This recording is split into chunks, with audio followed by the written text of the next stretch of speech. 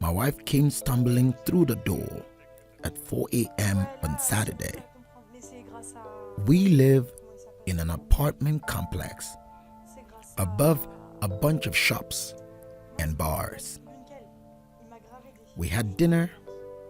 I decided I didn't feel like going out because I couldn't drink due to a work commitment.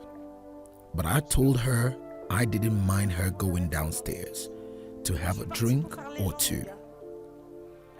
Around 12 a.m., I texted her to see what was up. She told me she was just getting some good advice from one of her girlfriends that tends the bar. I fell asleep on the couch and woke up at 3 a.m., finding that she still wasn't home and the bar had closed at 2. Worried, I sent her a text asking where she was. She replied, "I'm dealing with someone." I reminded her that the bar had closed at 2. She replied that she was on her way home. I heard her struggling with the keys and opened the front door for her. She was standing there, swaying, and I knew she was completely tanked. I helped her through the door and into the kitchen, where she promptly fell down, laughing the whole time.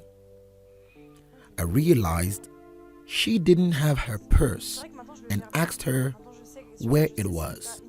She said she didn't know. I picked her up off the floor and helped her to the bedroom. She left her phone on the counter, so I decided to see if maybe someone had texted her about leaving her purse behind. The second message down was from a guy that I didn't know. When I opened the message thread, they were talking about how they couldn't wait to meet up to fuck when I left for a 7-day work trip on Monday. The last text said 2 more days, like they were on a countdown for me to leave. My wife stumbles back into the kitchen to get her phone. That's when she realized she fucked up and forgot to delete the messages before she came home.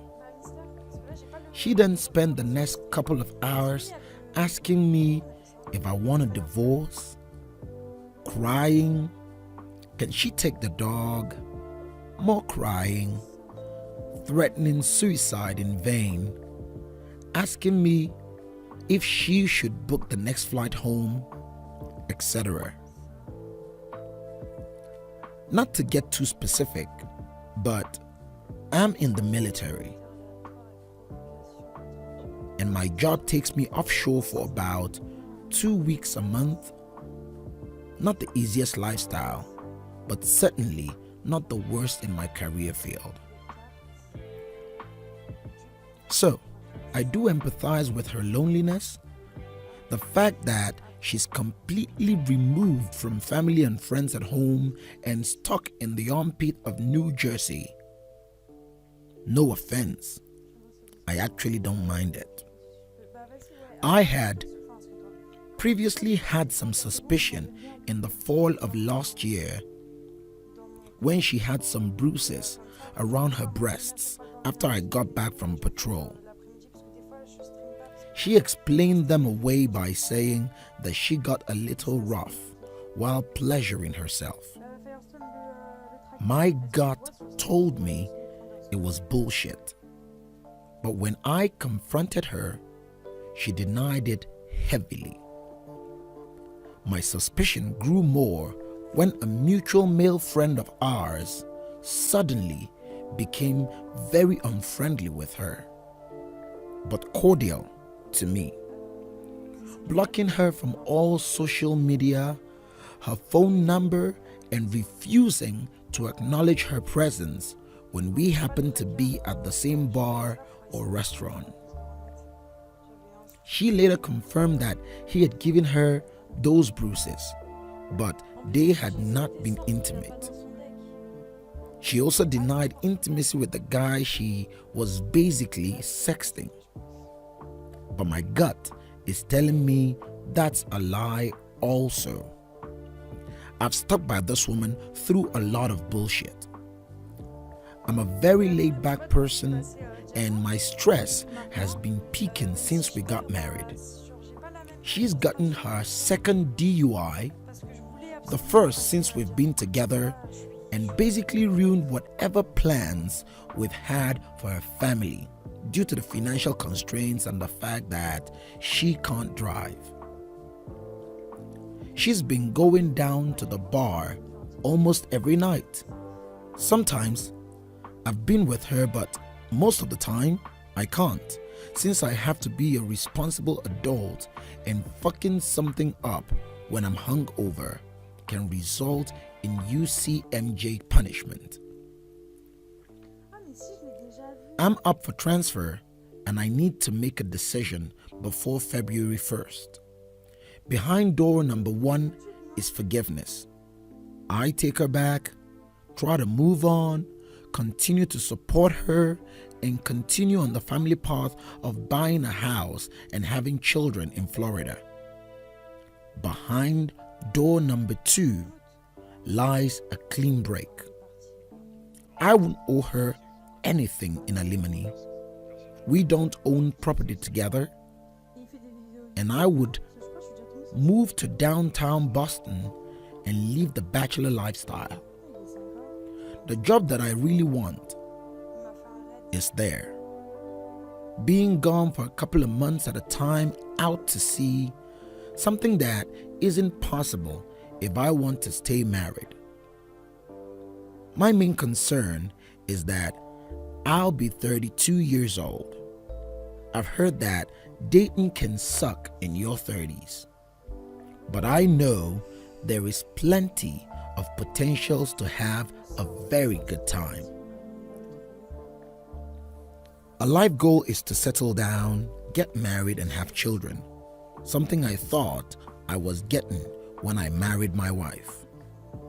So, great Reddit advices. What door should I choose? Edit. Thank you all for your input and the kind words that some of you had. I've made the decision to follow down the path of door number 2. I told her, and to be honest, the relief that I had felt previously was replaced by sadness. I know a lot of you may not understand this, but when you love someone, sometimes you put the blinders on when it comes to their faults. She has put me through plenty of grief, but there are qualities about her that I truly did love, and we have had very good times between the struggles. She is devastated because she truly thought that I would forgive and stay to try and work it out. As much as I can't stand who she is right now and what she has put me through, it still hurts me to see her in pain.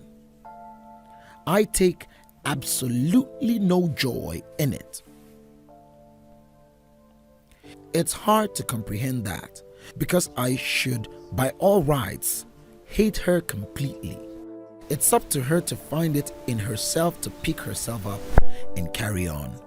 But I just don't think she can, and it's hard to have that feeling that you're abandoning someone that basically only had you keeping them afloat. I can and will move on to better things because I know that I have that inside of me. To pull myself up by the bootstraps is something that I've done all throughout my life. As much as I am anticipating the next chapter of my life, I will still grieve a bit for the potentials that we had when we were first married. Again, thank you all for your replies. Thank you for watching.